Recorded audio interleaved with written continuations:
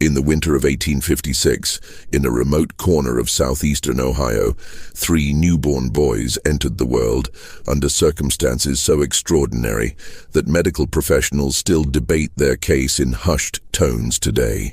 Born in the hidden basement of a Quaker meeting house during one of the most dangerous nights in Underground Railroad history, these triplets developed abilities that defied every known law of human psychology and physiology. For over a century, their descendants have guarded secrets about what those boys could do, secrets that, if revealed, would force us to reconsider everything we thought we knew about the limits of human perception. What I'm about to share with you has never been told outside the family records, never documented in any official medical journal, and never spoken of in any academic circle. The evidence has been deliberately buried. But tonight, the truth finally comes to light. Before we dive deeper into this chilling account that begins in the shadows of America's most secretive rescue network, I need to know something about you. This channel isn't for everyone. Only for those brave enough to confront mysteries that challenge the very foundations of what we believe possible.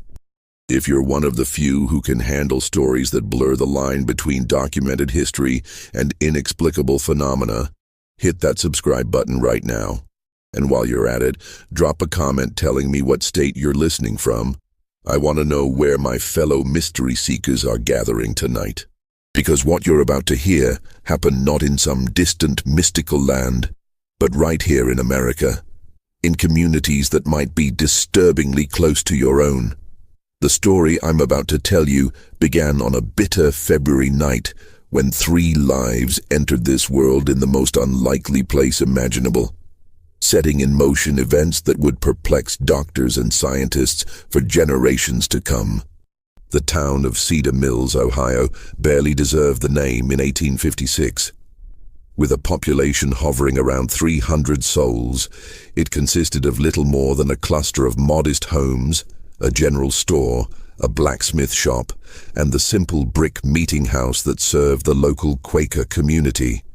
Unlike their more demonstrative Christian neighbors, the Society of Friends in Cedar Mills practiced their faith quietly, their plain dress and solemn demeanor reflecting a deep commitment to simplicity and, most importantly, to the radical belief that all human beings were equal in the eyes of God.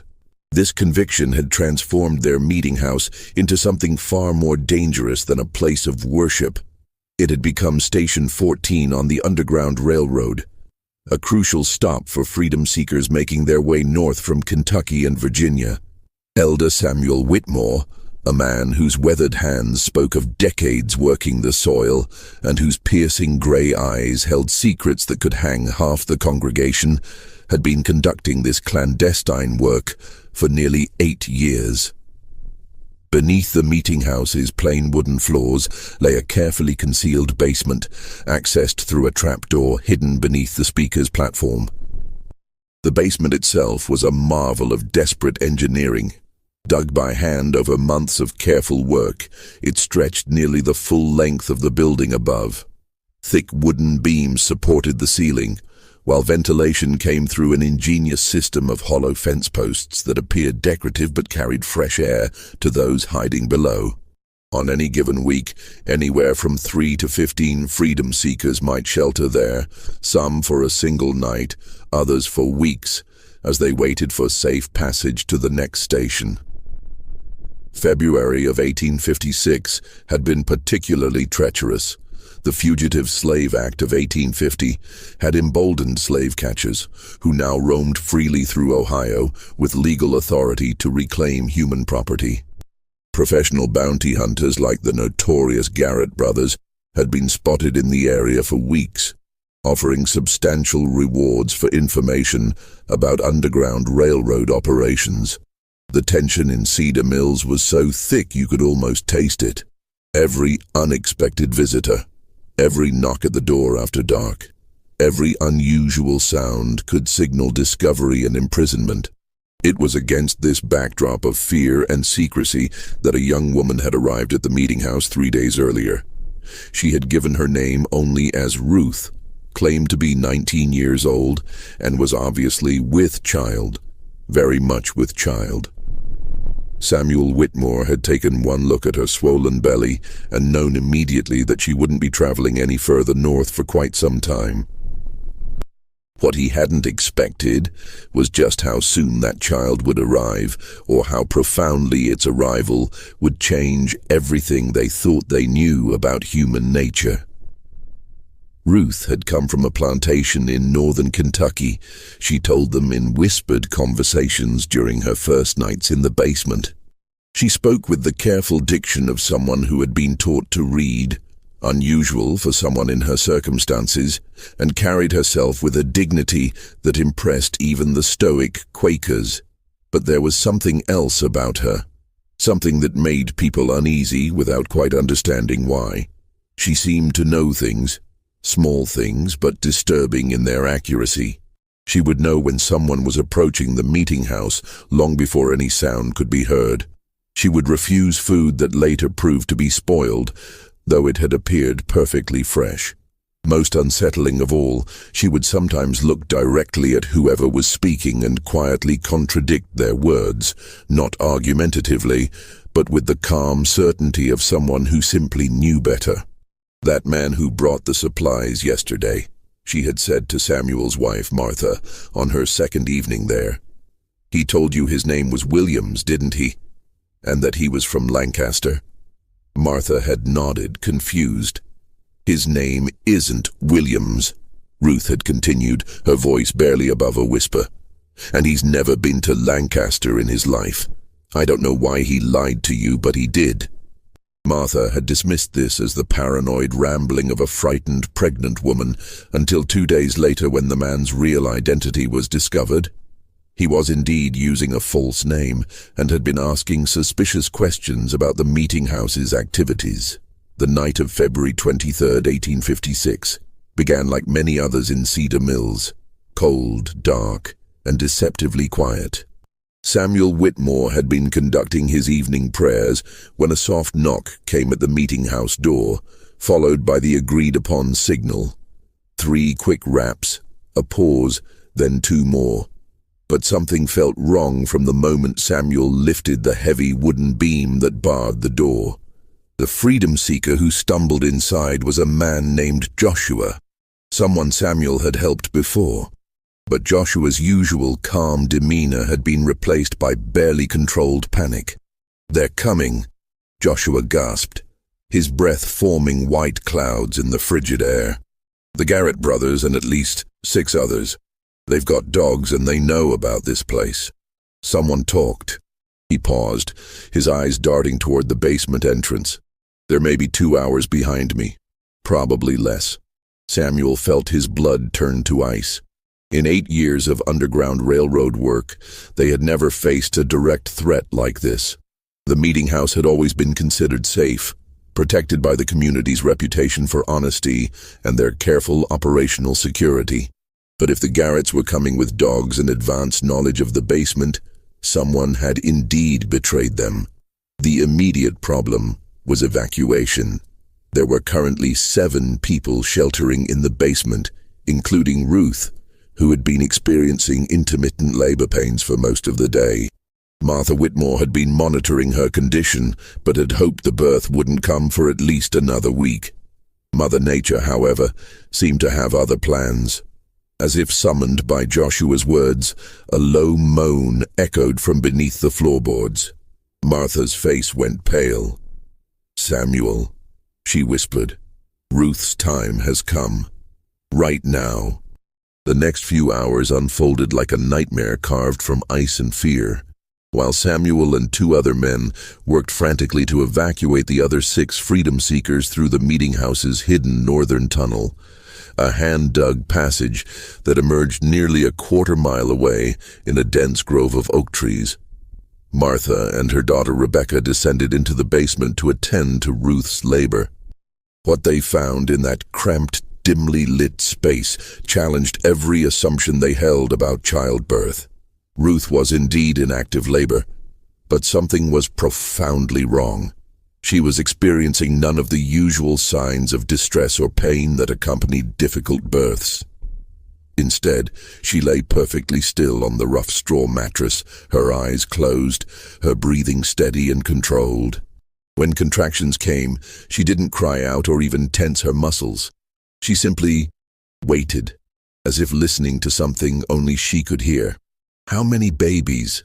Martha asked, pressing her ear to Ruth's swollen belly in the traditional way of midwives. Ruth's eyes opened for the first time in an hour. In the flickering candlelight, they seemed almost luminous. "3," she said simply. "3 boys. They've been waiting for tonight." Martha exchanged a worried glance with her daughter. Triplets were rare enough under the best circumstances, but triplets born in a hidden basement while slave catchers approached with bloodhounds was a situation beyond anything in her experience. More troubling was Ruth's certainty about the baby's gender and her strange comment about them waiting. How could unborn children wait for anything? The sound of horses in the distance cut through Martha's confusion. Samuel's voice called down from above. "They're here. The tunnel's clear, but we can't risk moving Ruth now." What happened next was recorded in Martha Whitmore's private journal, a document that remained hidden in her family for over a century before being discovered in 2003 during the renovation of an old farmhouse. According to her account, written just days after the events, Ruth's labor accelerated dramatically the moment the slave catchers arrived at the meeting house. But it accelerated in a way that defied medical understanding. The first baby was born in complete silence. No crying, no sound at all except for Ruth's barely audible breathing. Martha caught the infant, a perfectly formed boy, and was startled to find him already breathing normally, his eyes open and alert. Before she could even cut the umbilical cord, the second baby arrived, again in total silence, again breathing and aware from the moment of birth. The third followed less than a minute later, completing what Martha described as the most unnatural natural birth I have ever witnessed. But the strangest part was yet to come. As Martha worked to clean and wrap the 3 infants, footsteps and voices could be heard directly above them. The Garrett brothers had entered the meeting house and were conducting a thorough search. Heavy boots walked across the wooden floors just feet above the newborns' heads. At one point, someone stood directly on the trapdoor that concealed the basement entrance. Throughout this entire time, with strange men and tracking dogs just above them, the 3 babies never made a sound. Not a cry, not a whimper, not even the small noises that all newborns make. They lay perfectly still in their mother's arms, their identical dark eyes moving back and forth as if following the movement of the searchers above. It was as if they somehow understood that their survival depended on absolute silence. Ruth never spoke during the search. According to Martha's journal, she simply held her 3 sons and whispered to them in a language that sounded like no dialect Martha had ever heard. Later, Martha would describe it as words that seemed to flow like water, soft and continuous, like a river running over stones. The search lasted nearly 3 hours. The Garretts were thorough, methodical, and increasingly frustrated. They checked every room, every closet, every possible hiding place. Their dogs sniffed around the meeting house's foundation and even scratched at the floorboards in several places. But they never found the entrance to the basement, and eventually they left, cursing their informant for providing bad information. It was only after the sounds of horses had faded completely into the distance that the 3 babies finally made their first sounds, and when they did, all 3 cried in perfect unison, their voices blending into a single, haunting wail that seemed to echo from the very walls of the basement. Ruth died less than an hour later, bleeding that Martha couldn't stop despite all her experience with difficult births. Her last words, spoken so quietly that Martha had to lean close to hear them, were, "They'll know things. They'll always know. Take care of them, but remember they're not like other children." The death of Ruth left the Quaker community of Cedar Mills facing an impossible situation. 3 newborn boys with no known father, no family, and no legal existence. Slave children born free on Ohio soil, but with no documentation to prove their status. Samuel Whitmore made the decision that would shape the rest of his life. The community would raise the boys collectively, each family taking turns caring for them, but all sharing responsibility for their upbringing. The boys were named by the community in the Quaker tradition: Caleb, Ezra, and Isaac. From their earliest days, it was clear that Ruth's final words had been more than the ravings of a dying woman. The 3 boys were indeed not like other children, but in ways that were subtle enough to be dismissed as coincidence by anyone not watching closely. Martha Whitmore, who had taken primary responsibility for the boys' care during their first year, began keeping detailed notes about their behavior. These notes, discovered along with her birth journal, provide a disturbing glimpse into the early manifestations of the boys' unusual abilities. At 6 months old, the triplets had developed a habit that unnerved their caregivers. They would all turn their heads in the same direction at exactly the same moment, often focusing on empty doorways or windows where no one was visible. When someone eventually appeared in those locations, sometimes minutes later, it was always a person who was upset, angry, or hiding something. The boys seemed to sense emotional distress long before any adult could detect it. By their first birthday, the pattern had become impossible to ignore. The triplets could identify lies with unerring accuracy. When community members spoke to them, the boys would respond normally to truthful statements, but would turn away and refuse to engage with anyone who was being dishonest, even about trivial matters. At first, the adults found this amusing, even helpful. If someone claimed to have completed a chore they'd actually forgotten, the boys would immediately know. If a visitor to the meeting house gave a false name or misleading information about their background, the triplets would become agitated and refuse to go near that person. But the ability was more than simple lie detection. As the boys grew older, they seemed to sense deception in all its forms, not just spoken lies, but hidden intentions, concealed emotions, and unspoken plans. Samuel Whitmore wrote in his private correspondence, "It is as if the boys can see directly into the human heart and know what lies therein. This would be a blessing, perhaps, if it did not seem to cause them such distress. They are constantly aware of the small falsehoods and hidden thoughts that all people carry, and this knowledge appears to be a burden rather than a gift." More disturbing were the boys' reactions to specific types of deception. They showed particular distress around anyone who was hiding information about missing persons or concealed violence. During their second year, a traveling merchant named Thompson stopped at the meeting house, claiming to be heading to Columbus on business. The triplets became so agitated in his presence that they couldn't sleep or eat until he left.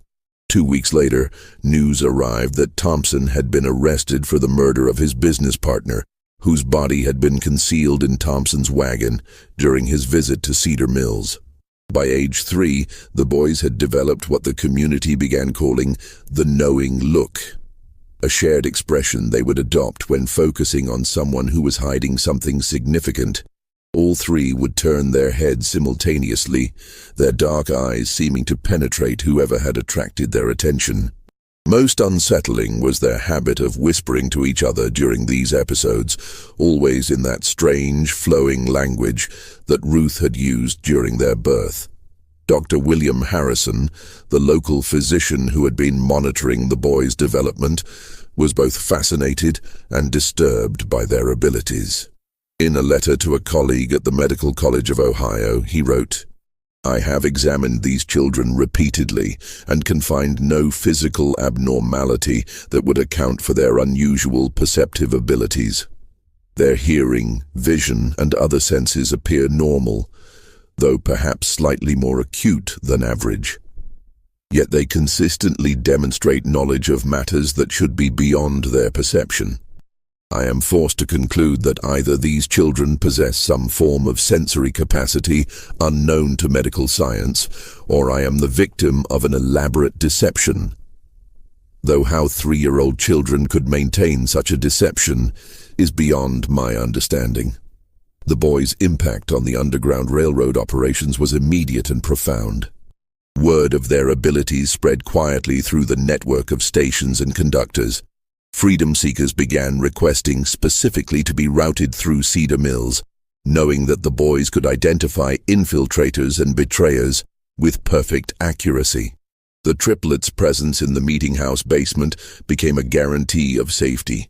If they remained calm and peaceful, the freedom seekers knew they were among friends. If the boys became agitated or refused to enter the basement, it was a certain sign that someone in the group couldn't be trusted. Samuel Whitmore found himself in the uncomfortable position of relying on 3 young children for the security of one of Ohio's most important Underground Railroad stations. But the boys' accuracy was undeniable. Over the course of 3 years, they identified 7 potential infiltrators, preventing what could have been catastrophic discoveries of the network's operations. But their abilities came with a price that became more apparent as they grew older.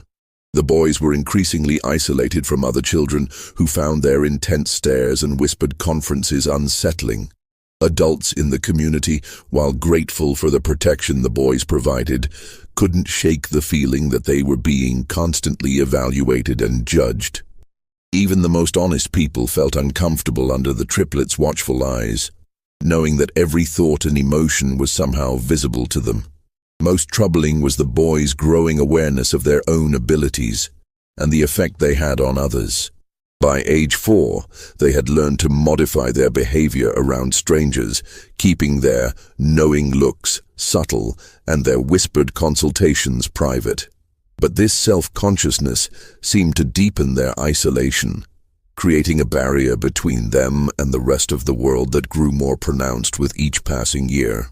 The year 1860 brought changes to Cedar Mills that would test the triplets' abilities in ways no one could have anticipated. The election of Abraham Lincoln had inflamed tensions throughout Ohio, and Underground Railroad activities were becoming increasingly dangerous. Federal marshals were conducting more frequent raids, and bounty hunters like the Garrett brothers were operating with virtual impunity. It was during this period of heightened danger that the boys, now 4 years old, began demonstrating a new and more disturbing aspect of their abilities. They could not only detect deception and hidden emotions in people who were present, they seemed to sense the emotional distress of people who were miles away. The first documented instance occurred on a bitter January morning, when the triplets suddenly became extremely agitated despite being safely inside the warm meeting house with their usual caregivers. All 3 boys began crying simultaneously, not the normal crying of upset children, but a keening wail that seemed to express profound terror and desperation.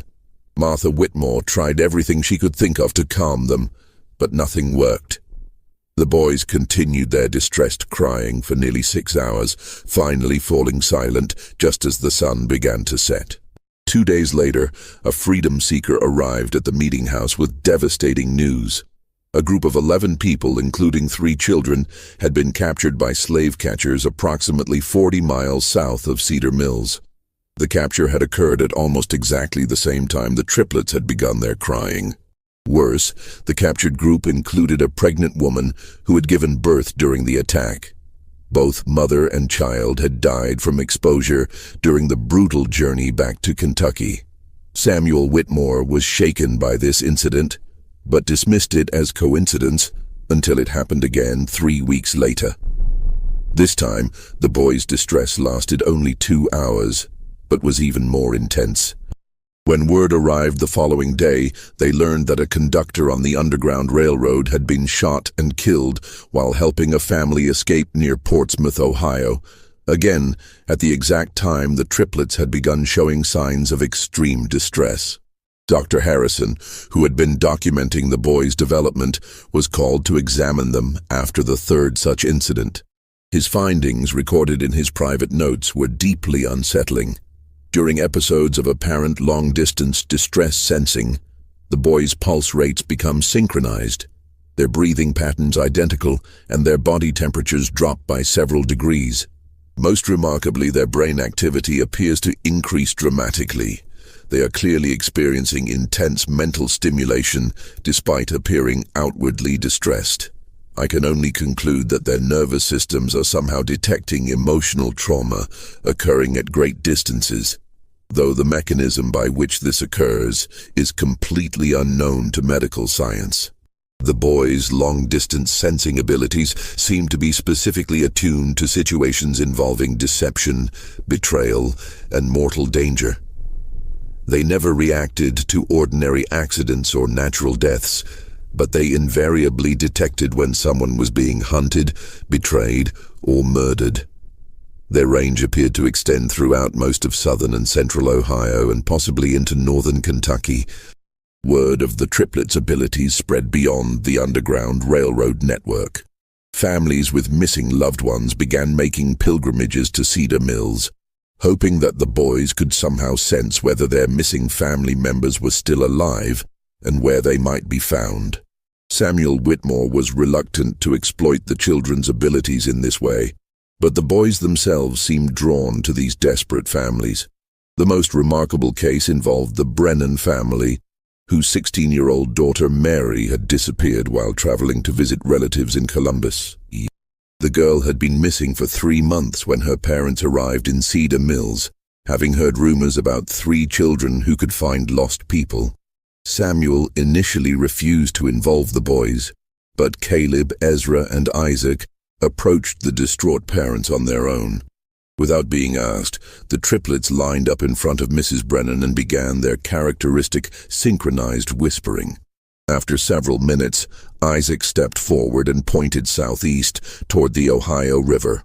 "She's there," he said simply. "She's scared, but she's alive. The man who took her isn't who he said he was." Acting on this information, local authorities searched a remote farm near Chillicothe and found Mary Brennan locked in a cellar, along with 2 other young women who had been kidnapped by a man posing as a traveling preacher. The kidnapper was arrested and later confessed to planning to sell the women into prostitution in New Orleans. The rescue of Mary Brennan marked a turning point in how the community viewed the triplets. No longer were they simply children with an unusual ability to detect lies. They were becoming something else entirely, something that made even their Quaker guardians profoundly uncomfortable. The boys' abilities were growing stronger and more specific with each passing month, and there seemed to be no limit to their range or accuracy. But perhaps most disturbing was the boys' increasing emotional detachment from the world around them. The constant awareness of deception, violence, and human suffering was taking its toll. They rarely smiled, seldom played, and spent most of their time huddled together, whispering in their private language. When they did interact with adults, their conversations were marked by a wisdom and sadness that seemed impossible in children so young. Dr. Harrison, in his final notes about the boys before his death in 1862, wrote, "I fear that we are witnessing the emergence of human beings who are fundamentally different from the rest of our species. Their abilities appear to be expanding rather than stabilizing, and I cannot predict what they might become capable of as they mature. More troubling is the psychological cost of their gifts. These children are bearing witness to more human suffering and evil than most adults encounter in a lifetime, and they are doing so without the emotional defenses that adults develop over time. I do not know what kind of men they will become, but I fear they will be men apart from all others, forever isolated by their terrible knowledge of what lies hidden in the human heart." The outbreak of the Civil War in 1861 brought unprecedented chaos to Ohio's Underground Railroad operations, but it also created new opportunities for the triplets to demonstrate the true extent of their extraordinary abilities. As Union and Confederate forces began moving through the border regions, the boys started exhibiting reactions to military activities that defied all logical explanation. Samuel Whitmore first noticed this new development during the summer of 1861, when 6-year-old Caleb, Ezra, and Isaac began showing signs of extreme agitation for several days running.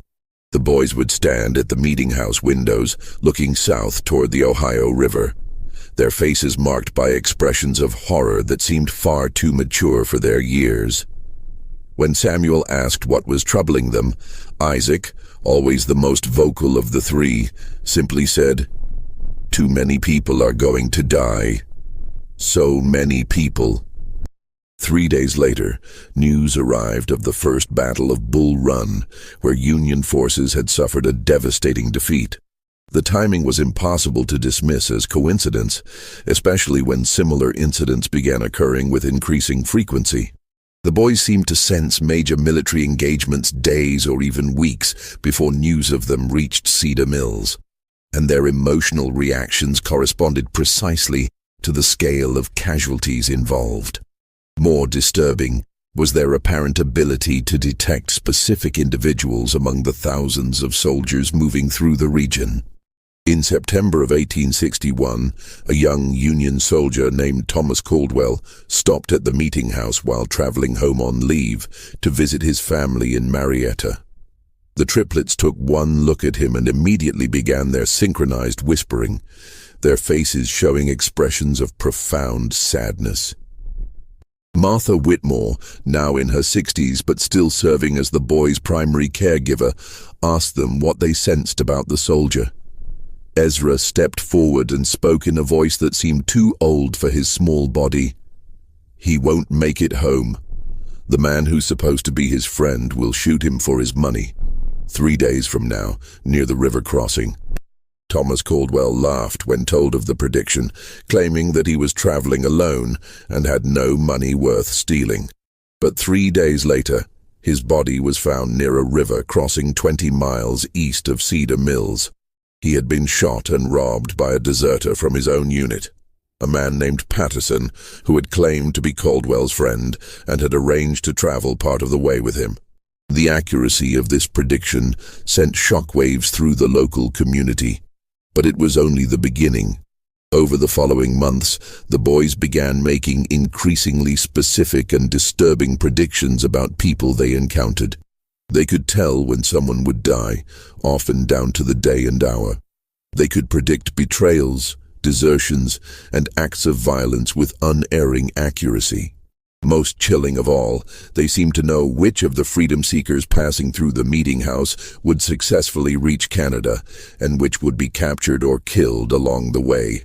Samuel Whitmore struggled with the moral implications of the boys' knowledge. Should he warn people of the dangers the triplets foresaw? Should he try to prevent the tragedies they predicted? Or was this knowledge too dangerous to act upon?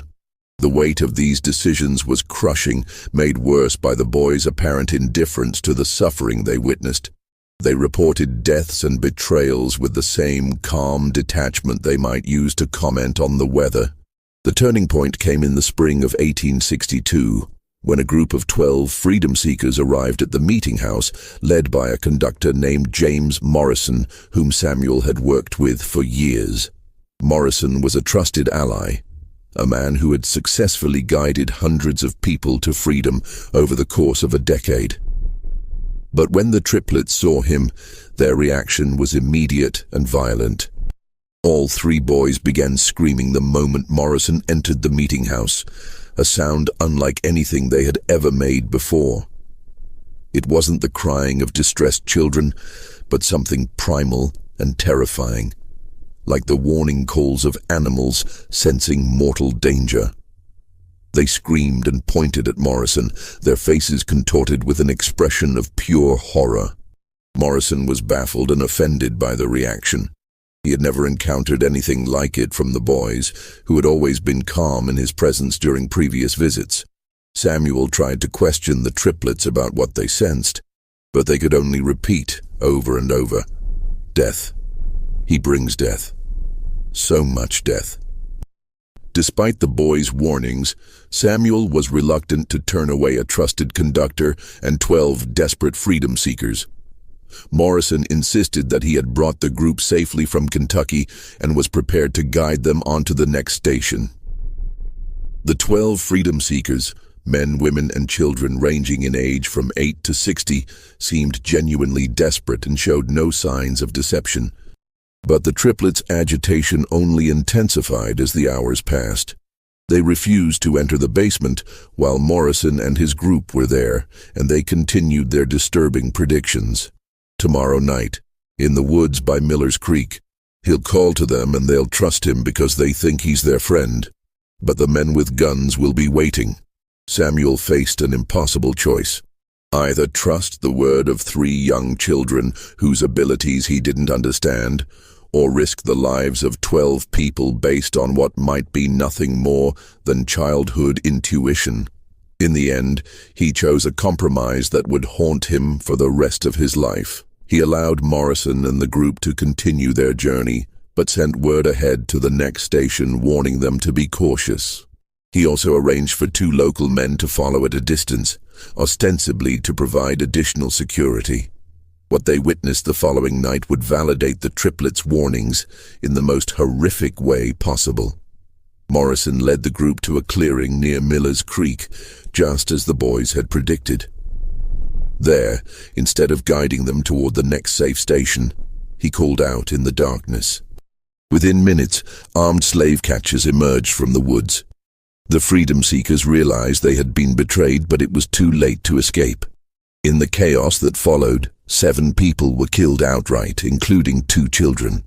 The remaining 5 were captured and dragged back to Kentucky in chains. The 2 men Samuel had sent to provide security witnessed the entire massacre from a distance, too far away to intervene, but close enough to see Morrison collect a substantial payment from the leader of the slave catchers. James Morrison, the trusted conductor who had guided hundreds to freedom, had been working as a double agent for months, selling information about underground railroad operations and leading groups into carefully planned ambushes. When news of the massacre reached Cedar Mills, the entire community was devastated. 7 people were dead, 5 more were condemned to slavery, and one of their most trusted allies had been revealed as a traitor. But perhaps most disturbing was the realization that 3 7-year-old children had known exactly what would happen, and their warnings had been ignored. The triplets' reaction to the news was unlike anything Samuel had ever seen from them. Instead of their usual calm detachment, they showed genuine emotion for the first time in years. Not sadness or anger, but a deep, profound disappointment that seemed to encompass not just the immediate tragedy, but something much larger about the nature of human evil. "People never listen," Isaac said quietly, speaking for all 3. "They never want to believe what we can see. They think we're just children, but we've seen more death than anyone in this room. We know what people are capable of when they think no one is watching." The boy's words hung in the air like a pronouncement of judgment, and Samuel realized that something fundamental had changed. The triplets were no longer just children with unusual abilities. They had become something else entirely, something that could see into the darkest corners of human nature with perfect clarity. And that terrible knowledge was transforming them into beings that were increasingly alien to the rest of humanity. Just when Samuel thought he'd seen the full extent of what the boys were capable of, events would soon prove that their abilities were still evolving, still growing stronger. The question was no longer what they could perceive, but what they might become, and whether the community that had raised them would be able to survive the truth of what they really were. The revelation that would forever change how the world understood the triplets came during the brutal winter of 1863, when the boys were 8 years old and the Civil War had reached its bloodiest phase. Dr. Elizabeth Hartwell, one of the first female physicians in Ohio and a specialist in neurological conditions, had been studying the boys for 6 months under the auspices of the Medical College of Ohio. Dr. Hartwell's interest had been sparked by reports from Dr. Harrison before his death, and she had convinced Samuel Whitmore to allow a comprehensive medical examination of the triplets. What she discovered in that examination would challenge every assumption about human consciousness and perception. Using the latest medical instruments available in 1863, Dr. Hartwell conducted tests that revealed the true nature of the boy's abilities. Her findings, documented in a detailed report that was immediately classified by military authorities and hidden from public view for over 60 years, showed that the triplets possessed neurological structures that had never been observed in human beings. The boys' brains showed abnormally high activity in regions associated with pattern recognition and emotional processing. But more remarkably, their nervous systems appeared to be in constant communication with each other. When Dr. Hartwell applied mild electrical stimulation to one boy's arm, the other two showed immediate physiological responses despite being in separate rooms. Their heart rates, breathing patterns, and brain waves synchronized during periods of intense concentration, creating what she described as a single consciousness distributed across 3 separate bodies. But the most startling discovery came when Dr. Hartwell began testing the boy's ability to detect deception using carefully controlled experiments. She arranged for volunteers to tell both true and false statements, while the boys observed, measuring their physiological responses to each type of interaction. What she found defied all understanding of human sensory capabilities. The triplets weren't simply reading facial expressions, body language, or vocal cues to detect lies. They were responding to measurable changes in electromagnetic fields generated by human neural activity.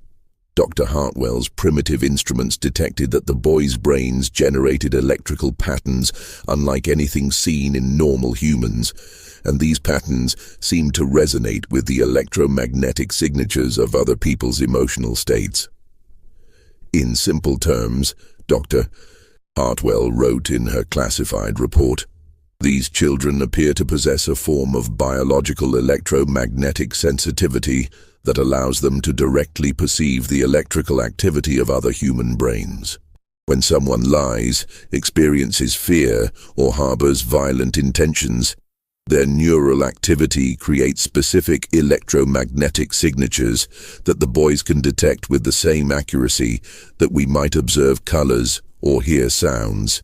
This explained not only their ability to detect deception, but also their capacity to sense emotional distress at great distances and their uncanny accuracy in predicting violent events. They weren't prophets or supernatural beings. They were human beings with sensory capabilities that had evolved far beyond normal human limitations." But Dr. Hartwell's discoveries raised even more disturbing questions. If the boy's abilities were the result of genetic mutation, what had caused such a dramatic evolutionary leap? The answer came from analyzing tissue samples from their deceased mother, Ruth, whose body had been preserved in the Meeting House Cemetery, according to Quaker tradition. Medical examination of Ruth's remains revealed that she had been exposed to massive doses of several industrial chemicals during her pregnancy, chemicals that were commonly used in the processing of indigo dye on southern plantations. These chemicals, which included mercury compounds and lead-based pigments, had caused severe neurological damage in Ruth, but had apparently triggered unprecedented genetic changes in her unborn children. The boys represented something entirely new in human evolution, a mutation that might normally have been lethal, but had instead created enhanced sensory capabilities. They were living proof that human consciousness and perception could evolve in ways that science had never imagined possible. Dr. Hartwell's final revelation was perhaps the most chilling. Based on her analysis of the boys' genetic structure, she concluded that their enhanced abilities were not limited to their generation. The genetic changes that had created their electromagnetic sensitivity were dominant traits that would be passed on to their children and their children's children. "We are witnessing the birth of a new branch of human evolution," she wrote in her most confidential notes. "These boys will father children with similar abilities, And those children will be even more sensitive to human electromagnetic fields. Within 3 or 4 generations, their descendants may possess sensory capabilities that will make current human perception seem primitive by comparison. The implications were staggering. If Dr. Hartwell was correct, the triplets weren't just medical curiosities, they were the beginning of a new human subspecies. And if their abilities continued to strengthen with each generation, their descendants might eventually be able to read human thoughts as easily as observing facial expressions.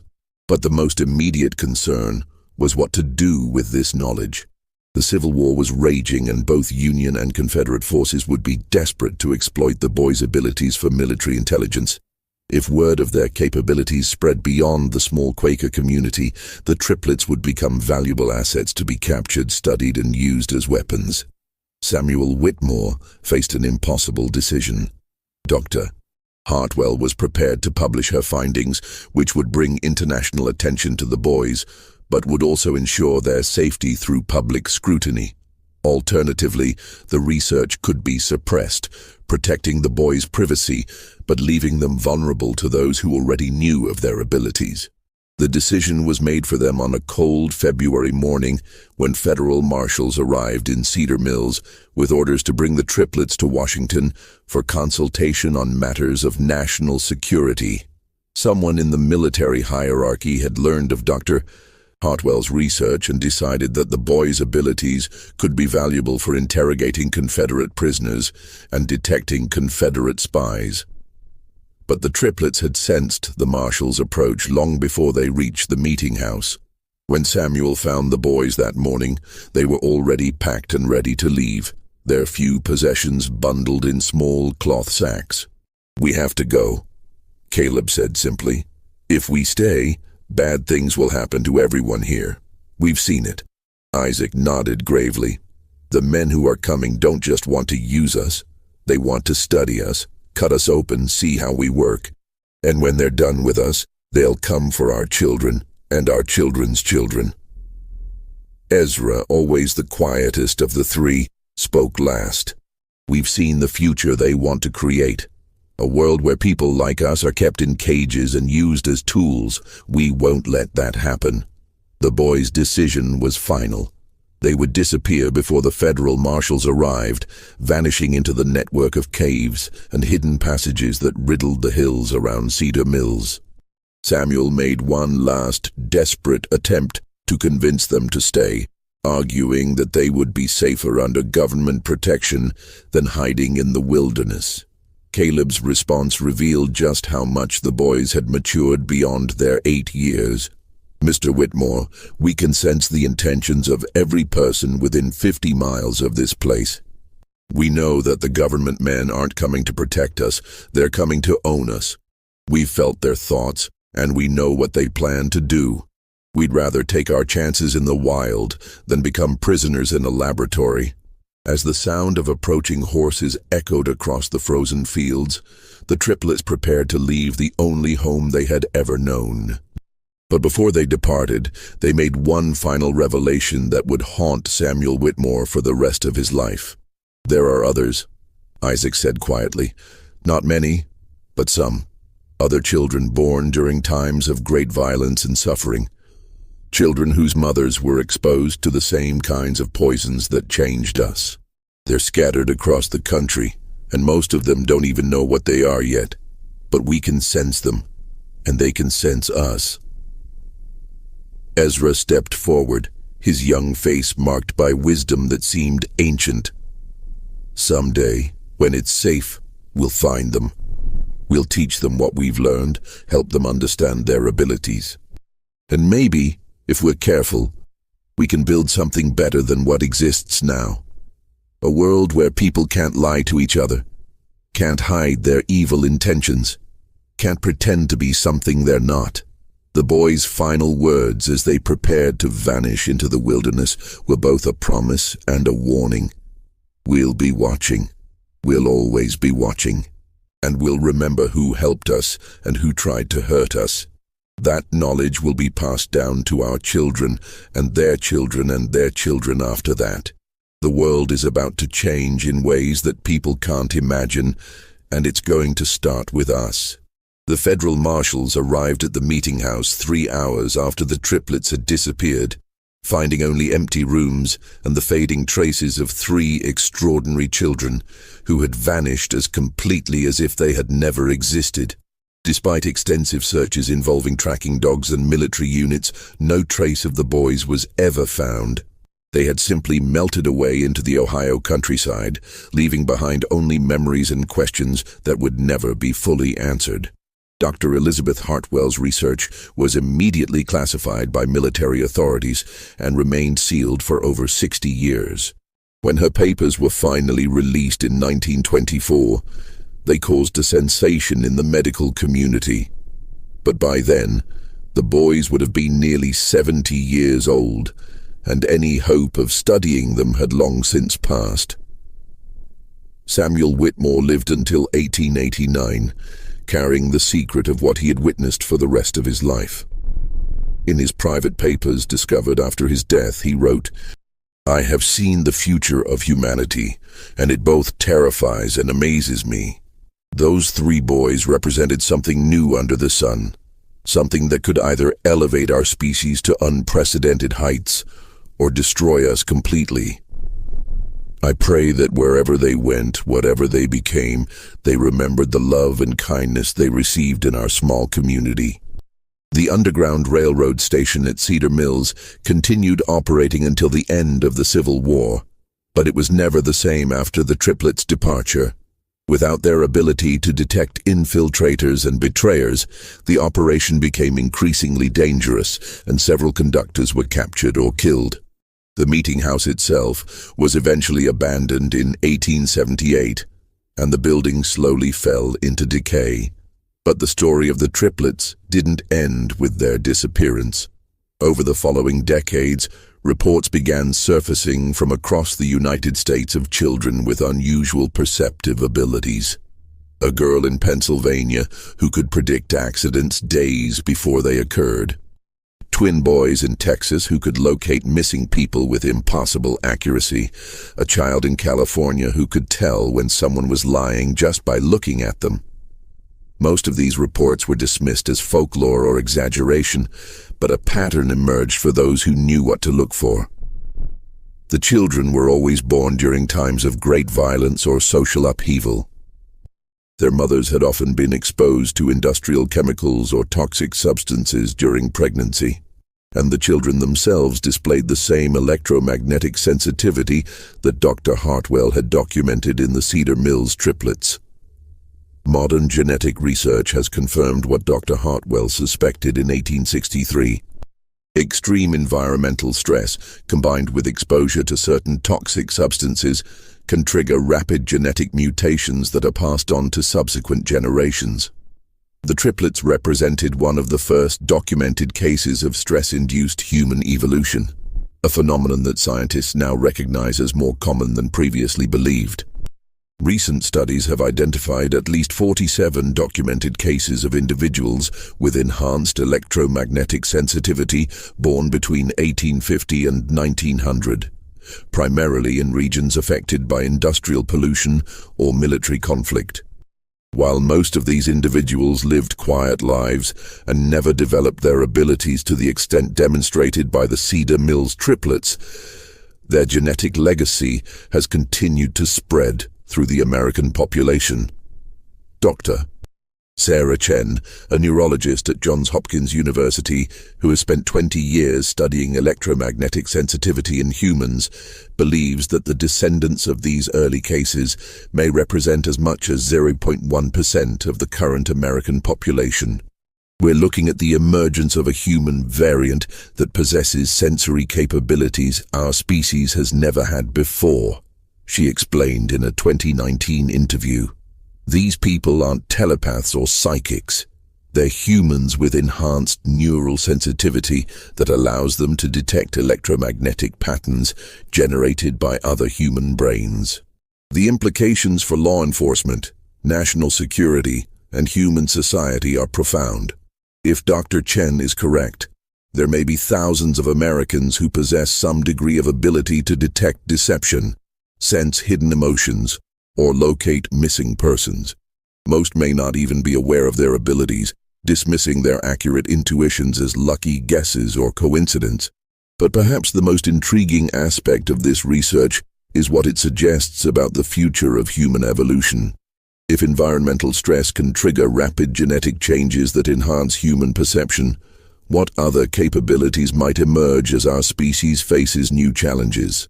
And if the Cedar Mills triplets were correct in their prediction that their abilities would strengthen with each generation, what might their descendants be capable of today? The answer to that question may be closer than anyone realizes.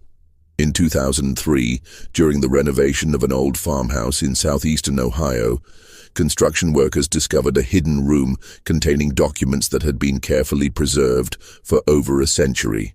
Among these papers was a letter dated 1923, written in 3 different handwritings but signed with a single name: The Children of Cedar Mills. The letter, addressed to future generations who will understand, contained detailed genealogical records showing the descendants of the 3 boys who had vanished in 1863. According to these records, the triplets had indeed survived their disappearance, lived long lives, and fathered numerous children who inherited their enhanced abilities. More remarkable still, the letter contained precise predictions about future events that have since come to pass. The exact dates of both world wars, the location where the atomic bomb would be tested, the year of the moon landing, and dozens of other historical events that wouldn't occur for decades after the letter was written. The letter concluded with a message that both comforts and unnerves those who have studied it. We are still here. We are still watching.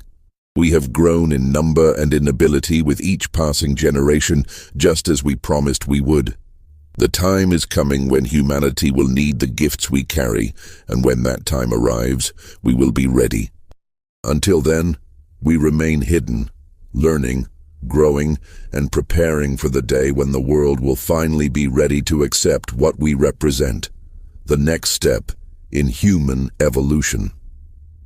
The letter was accompanied by a contemporary address in Ohio and a simple instruction: when you are ready to know more, come to this place on the anniversary of our birth. We will be waiting. February 23, 2024, marked the 168th anniversary of the triplets' birth. According to local reports, more than 50 people gathered at the specified address that day. Researchers, descendants of Underground Railroad participants, and individuals who claim to possess similar abilities to those demonstrated by the original Cedar Mills triplets. What transpired at that gathering remains unknown. Those who attended have refused to discuss what they witnessed, and no official records of the event exist. But in the months following the meeting, several of the attendees have begun working together on projects related to missing persons cases, criminal investigations, and psychological research. Dr. Chen, who was among those present at the February meeting, will only say that the legacy of the Cedar Mills triplets is far from over. In fact, it may just be beginning. The story of 3 boys born in a basement during one of the darkest periods in American history continues to unfold more than a century and a half later. Whether they represent humanity's greatest hope for evolution or its most dangerous mutation remains to be seen. But one thing is certain: somewhere out there, the descendants of Caleb, Ezra, and Isaac are still watching, still learning, and still preparing for whatever comes next. And if their ancestors' abilities to predict the future remain accurate, that next chapter in human evolution may be arriving sooner than anyone expects. This mystery shows us that the boundaries of human perception may be far more flexible than we ever imagined, and that extraordinary circumstances can sometimes produce extraordinary people. What do you think of this story? Do you believe that human evolution could take such dramatic leaps under extreme conditions? Have you ever experienced moments of intuition so accurate they seemed impossible? Leave your comment below sharing your thoughts about the triplets and whether you think their descendants might still be among us today. If you enjoyed this tale and want more mysteries that challenge everything we think we know about human capabilities, subscribe, hit the notification bell, and share with someone who loves stories that blur the line between science and the impossible. See you in the next video, where we'll explore another dark secret hidden in America's past.